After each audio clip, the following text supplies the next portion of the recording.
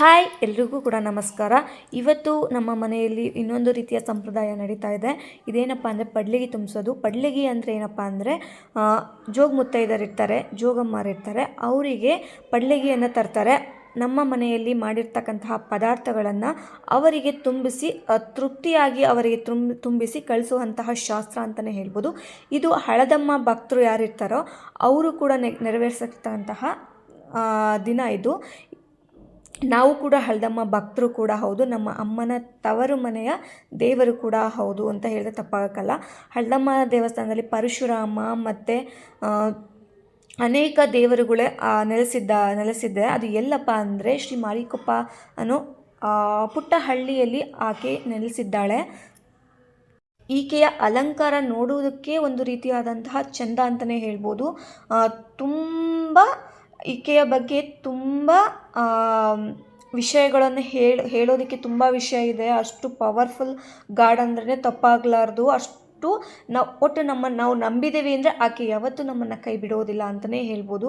ಅಷ್ಟು ಭಕ್ತಿಯಿಂದ ನಾವು ಎಷ್ಟು ಕೇಳ್ಕೊತವೋ ಅಷ್ಟು ಭಕ್ತಿಯಿಂದ ಕೇಳ್ಕೊಂಡಷ್ಟು ನಮಗೆ ಒಲಿತಾಳೆ ಅಂತಲೇ ಹೇಳ್ಬೋದು. ಆಕೆಗೆ ಏನಂತಾರಪ್ಪ ಅಂದರೆ ಉದೋ ಹಳದಮ್ಮ ಅಂದರೆ ಸಾಕು, ಆಕೆ ನಮಗೆ ಉದ್ಧಾರ ಮಾಡ್ತಾಳೆ ಅಂತಲೇ ಹೇಳ್ಬೋದು. ಅಷ್ಟು ಪ್ರತೀಕವಾಗಿದೆ ಆಕೆಯ. ನಂಬಿದವರಿಗೆ ಯಾವತ್ತೂ ಕೂಡ ಆಕೆ ಕೈ ಬಿಡೋದಿಲ್ಲ ಅಂತಲೇ ಹೇಳ್ಬೋದು. ನೆಕ್ಸ್ಟು ಬಳೆ ಇಡೋ ಶಾಸ್ತ್ರ. ಒಂದು ಹೆಣ್ಣು, ಮುತ್ತೈದೆ ಹೆಣ್ಣು ಒಂದು ಮನೆಗೆ ಯಾವ ರೀತಿ ಬರ್ತಾಳೋ ಅದೇ ರೀತಿ ಆಕೆ ಎಲ್ಲರ ಮನೆಗೆ ಹೋಗ್ತಾಳೆ. ಮುತ್ತೈದೆಯಾಗೆ ನಾವು ಅವಳನ್ನ ಬರೆ ಮಾಡ್ಕೊಳ್ತೀವಿ. ಮುತ್ತೈದೆಗೆ ಏನು ಕೊಡಬೇಕು, ಬಾಳೆಹಣ್ಣು, ಎಲೆ, ಕಾಯಿ, ಅಡಿಕೆ, ಅಕ್ಕಿ, ಇದು ಪ್ರತಿಯೊಂದನ್ನು ಆಕೆಗೆ ಸಲ್ಲಿಸ್ತೀವಿ. ಅದೇ ರೀತಿ ಈ ತಾಯಿಗೆ ಕೂಡ ನಾವು ಸಲ್ಲಿಸ್ತೀವಿ. ಆಕೆಗೆ ಇಷ್ಟ ಆದಂತಹ ಪದಾರ್ಥ ಯಾವುದಪ್ಪ ಅಂದರೆ ರೊಟ್ಟಿ, ಬುತ್ತಿ, ಹೆಣ್ಗಾಯಿ ಪಲ್ಯ ಆಕೆಗೆ ತುಂಬ ಇಷ್ಟ ಆದಂತಹ ಪದಾರ್ಥ ಅಂತಲೇ ಹೇಳ್ಬೋದು. ಇವಳು ನಮ್ಮ ಊರಲ್ಲಿ ಒಬ್ಬ ಮನೆಯಲ್ಲಿ ಎತ್ತಾಗಿ ದುಡ್ದಾಳೆ ಅಂತಲೇ ಹೇಳ್ಬೋದು. ಅದರದ್ದು ಕತೆ ಪುರಾಣಗಳು ತುಂಬ ಇದೆ, ಹಿಸ್ಟ್ರಿನೇ ಇದೆ. ಯಾರಿಗೆಲ್ಲ ಇಷ್ಟ ಇದೆ ಈ ವಿಷಯವನ್ನು ಕೇಳಿದ ಮೇಲೆ ಯಾರಿಗೆಲ್ಲ ಹೋಗ್ಬೇಕು ಅಂತ ಆಸೆ ಇರುತ್ತೋ ಅಡ್ರೆಸ್ ಹೇಳ್ತೀನಿ ಕೇಳಿ. ಹೊನ್ನಾಳಿ ನಿಯರ್ ಇರೋಂತಹ ಮಾರಿಕೊಪ್ಪ ಎಂಬ ಊರಲ್ಲಿ ಈಕೆ ನೆಲೆಸಿದ್ದಾಳೆ. ನನಗೆ ಏನಪ್ಪ ಅಂದರೆ ಆ ದೇವರು ನಮ್ಮ ಮನೆಯ ದೇವರು ಅಂತ ಹೇಳ್ಕೊಳೋದಕ್ಕೆ ಹೆಮ್ಮೆ ಪಡ್ತೀನಿ. ಅಷ್ಟು ನಂಬಿದವರಿಗೆ ಕೈ ಬಿಡೋದಿಲ್ಲ ಅಂತ ಪದೇ ಪದೇ ಹೇಳ್ತಾ ಇದ್ದೀನಿ. ಮತ್ತು ಏನಪ್ಪ ಅಂದರೆ ಈಕೆಯ ಬನ್ನಿ ಆದ ನಂತರ ನಮ್ಮ ಊರ ದಸರಾ ಹಬ್ಬ ಸ್ಟಾರ್ಟ್ ಆಗುತ್ತೆ. ಅಲ್ಲಿಯವರೆಗೂ ದಸರಾ ಸ್ಟಾರ್ಟ್ ಆಗಲ್ಲ. ಎಲ್ಲ ಊರ ಹಬ್ಬ ಆದ ಮೇಲೆ ಇಲ್ಲಿ ತೇರು ಆಗುತ್ತೆ, ಬನ್ನಿ ಆಗುತ್ತೆ. ಬನ್ನಿ ಆದ ಮೇಲೆ ನಮ್ಮ ಊರ ಹಬ್ಬ ಸ್ಟಾರ್ಟ್ ಆಗುತ್ತೆ. ಕಾಯ್ಕೋಲು ಹಿಡಿಯೋದು ಅಂತ ಹೇಳ್ತಾರೆ. ಕಾಯ್ಕೋಲು ಹಿಡಿಯೋದು ಯಾವುದು ಅಂದರೆ ನಾವು ನೆಕ್ಸ್ಟು ಊರಿಗೆ ಹೋಗ್ತೀವಿ. ನೆಕ್ಸ್ಟು ದಸರಾ ಬರುತ್ತೆ, ಆ ಟೈಮಲ್ಲಿ ಊರಿಗೆ ಹೋದರೆ ತೋರಿಸ್ತೀನಿ.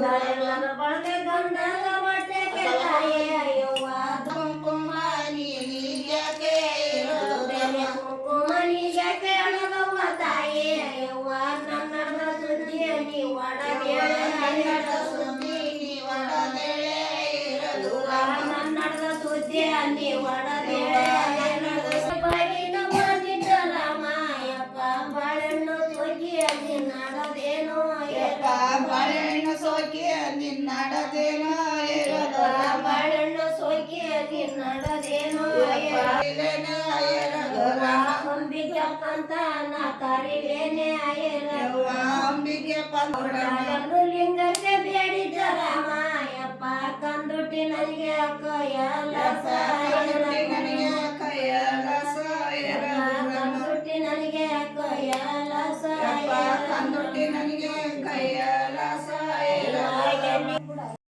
ನೆಕ್ಸ್ಟು ಇಲ್ಲಿ ಕೂತಿದ್ದಾರಲ್ಲ ಇವ್ರ ವಿಚಾರಕ್ಕೆ ಬರೋದಾದರೆ ಇವರು ಜೋಗಮ್ಮಾರು ಅಂತ ಹೇಳ್ತಾರೆ. ಅಂದರೆ ಮುತ್ತನ್ನು ಕಟ್ಟಿಸ್ಕೊಂಡಿರ್ತಾರೆ. ಏನಾದರೂ ಇವರ ಪ್ರತಿರೂಪಗಳು ಹೇಗಿರುತ್ತಪ್ಪ ಅಂದರೆ ಯಾರಾದರೂ ಸತ್ತರೆ, ಯಾರಾದರೂ ಸತ್ತಿರೋ ವಿಚಾರವನ್ನು ಕೇಳಿದರೆ ಅಥವಾ ಯಾರಾದರೂ ಎಂದ್ಲ ಮಾಡಿರ್ತಕ್ಕಂತಹದನ್ನು ಇವರು ಮುಟ್ಟೋದಿಲ್ಲ. ಯಾರಾದರೂ ಸತ್ತರೆ ಕೂಡ ಅವರು ಊಟನೂ ಸಹ ಮಾಡೋದಿಲ್ಲ.